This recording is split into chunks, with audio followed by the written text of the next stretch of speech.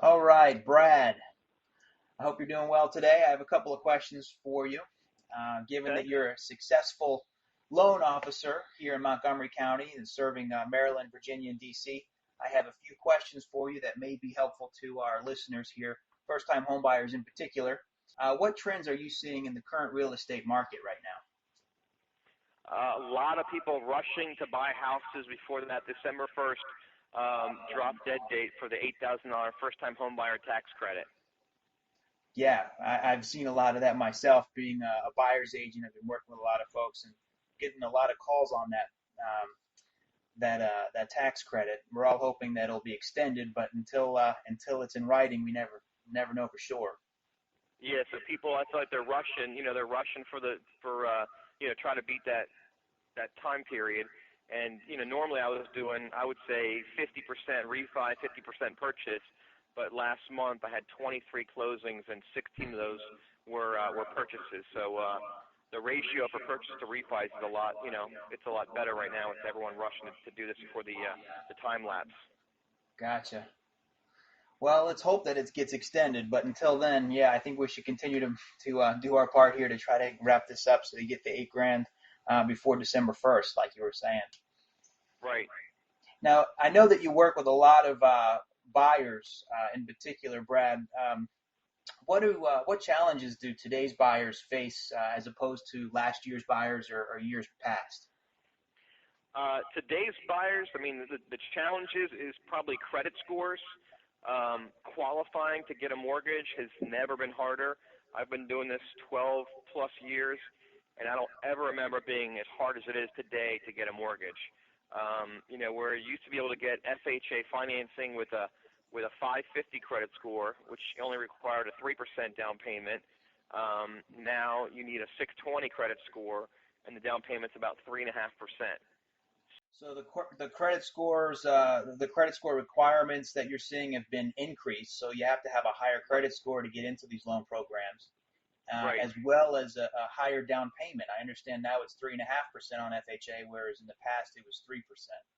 Right. Yeah, it's true. You actually, and you could have gotten in, up until probably a year ago, you could have had down payment assistance, where you could have had the seller, gift the money to a nonprofit charity, and then gotten the charity to give it back as a down payment assistance of up to 3%.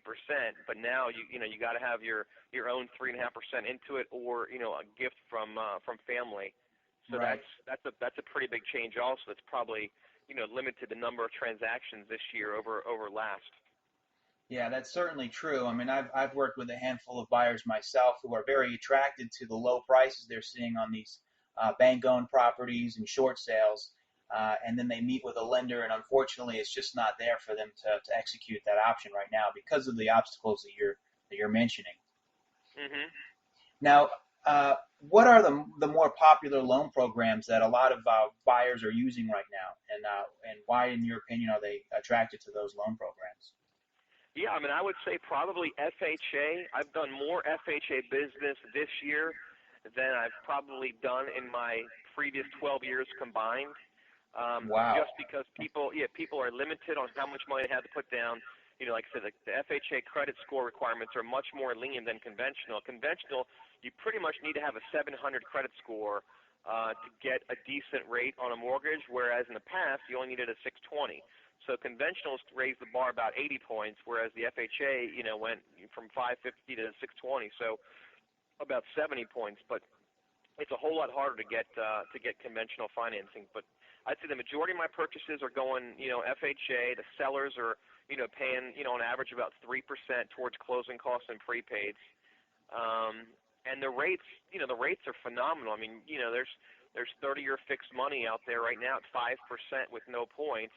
It had been as low as 4.5% back in, probably December through March, and then they, popped up a little bit. And we've been as high as 5.75% in the last 90 days or so. But right now we're sitting at 5% with no points, and you can do a 5-year ARM at, probably 4.25% with no points. So the rates are incredibly attractive, and it's letting people qualify for, a whole lot more house than they could have a year ago. Right. Yeah. Mhm. Now you had mentioned that those rates are phenomenal. You're right. That's exciting.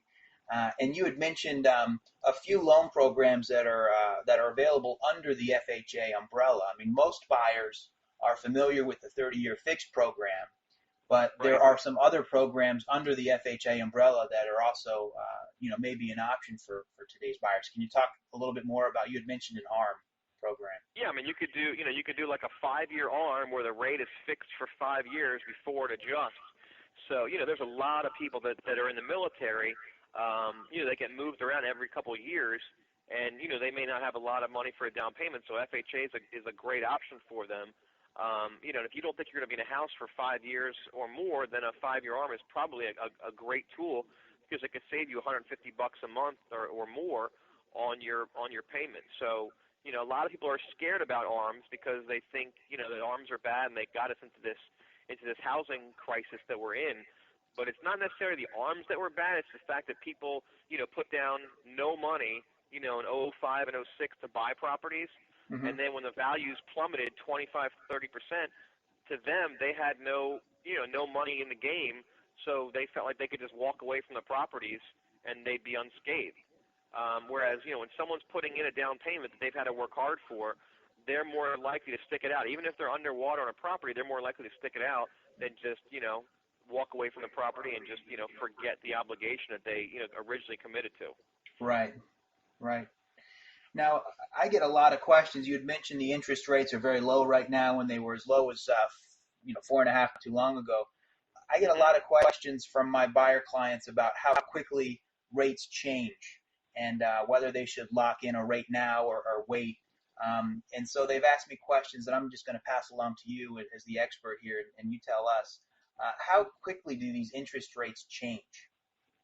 Interest rates right now, I'd say for the last 18 months, rates change so much. I mean, I've seen in certain days, I've seen a half-point swing in interest rates. Typically, it's a half-point up versus a half-point down. I've never seen a half-point decrease in a day. The most I've seen drop in a day is a quarter point, maybe 3/8 of a point back in last December when the Fed announced they're going to be buying all these mortgage-backed securities to drive rates down.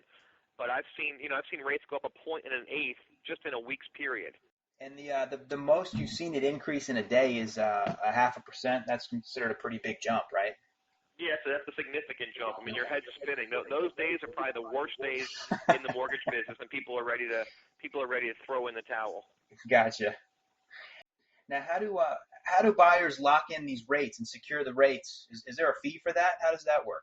No, we don't charge a fee. I mean, if I've already run, someone's credit, they just call me on the phone, tell me they want to lock in, and I just, do everything electronically on the internet, lock the loan in, and then send them a, confirmation by email, letting them know that, the rate's locked in. But I mean, everybody gets that, that guarantee that if things drop, by quarter point or more, they're going to get the better rate. The rate lock, is that good for 30 days or? Yeah, you can do a 30-day lock, you can do a 45-day lock, you can do a 60-day lock. Typically, the longer the lock period, the higher the rate's going to be. I gotcha. So there's no fee to that, but the interest rate may increase a little bit. Right. Mm-hmm. Okay.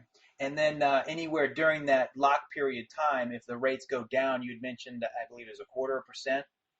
Yeah, if they drop by a quarter point or more, then you get to relock for free. Okay. Now, do buyers have to alert you to do that, or is that something that automatically? I do it automatically. Okay.